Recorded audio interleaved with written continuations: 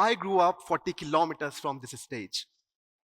Not Delhi, not Mumbai, from a small city called Gango, where the streets are familiar, the faces are warm, and where my most significant exposure to the world did not come from a screen or a seminar. It came from a school my late father built. He opened it in 1994 for girls in a place where many parents believed that education for girls was unnecessary or secondary or somehow less important. And my father chose to do the most uncomfortable thing. He chose access. And I watched him do this from as far back as I can remember. I didn't understand it then, as I was too young to understand what that really meant. And maybe that was my first exposure, not to success, to exclusion, to the fact that some children born closer to opportunity than others. And for a long time, I thought that's how the world worked. In my grade 12th, my English teacher walked us through a chapter, The Lost Spring. Most of you might have read it. Anis Jung's portrait of children trapped in poverty, living on the margins of opportunity. Back then, I understood every word of it, but I had not seen it. Not really, until I arrived at my law school in Noida. The chapter that I would read in my class 12th walked off the pages during my first few metro trips in the city. Yes, first few metro trips. Children selling pens, selling books, the very tools of education in the hands of children who had never been given a chance to use. That's not a statistic, that's a paradox, a harsh one that I could not unsee. And to understand that paradox, I did not start with a seminar or a partnership or an application. I started by spending my weekends on the streets of Delhi, sitting with children who were begging, selling roses, selling toys. And I asked them, why are you not in schools? If someone paid for your education, would you then be willing to study? Most said, no. Poverty wasn't just their circumstance, it was their livelihood. Some didn't even know that state schools allowed free enrollments. And though some knew their rights, they found the entire process to be overly complicated. The answers were uncomfortable, yes, but they were the real education for me. And that's when I realized something my father had seen decades ago. This exclusion is not accidental. It is the result of policy designs and administrative choices that quietly and consistently make access harder than it needs to be. And I had no office, no team. So I started with what I had.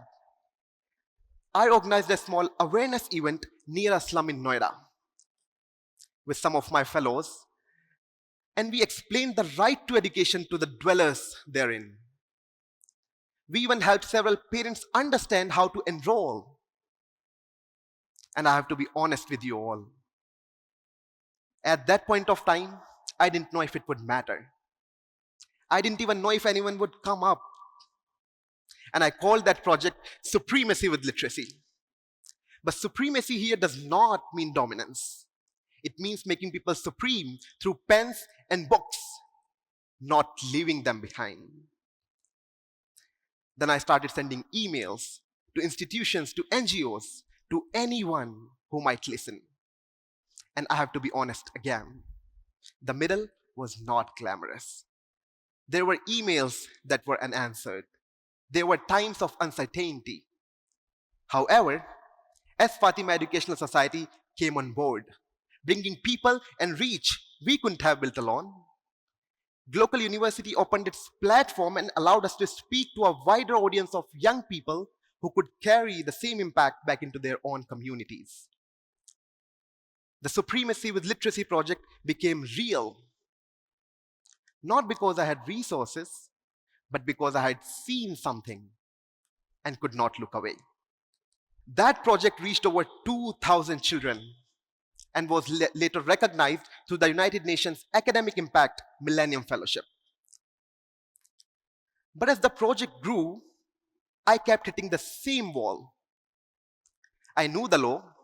I was studying it at my law school. But law alone does not explain why children fall through the gaps. Policy does. And that's what drew me to the US Department of State Global U-Grad program, a fully funded exchange where I was placed at Centenary College of Louisiana to study contemporary issues in public policy and global politics. And later, I was invited to address the United Nations ECOSOC Youth Forum. Not despite being from Gango, because of it. And here's what I have learned from all of those rooms. The people designing policies have data. They have frameworks, but they don't have what you have. They might not have seen a child sell the tools of their own liberation on a staircase. They might not know how it feels to grow up in a city that the world hasn't bothered to write about. They don't have your eyes. And that's not a story about success. It's about what happens when you stop waiting for someone else to see what you already see. Exposure, awareness, action, access. That's the whole journey. And it doesn't begin with a flight ticket or a fellowship. It begins by asking a question to someone on a street corner. Look around this room. The next idea that changes something might not come from Delhi or New York. It might come from a room like this, from a city like ours, and from someone like you. You don't have to travel 40 kilometers to find your stage. You are already standing on it. And let me tell you all, the world is not waiting for you, but it is always and always available to you. Thank you.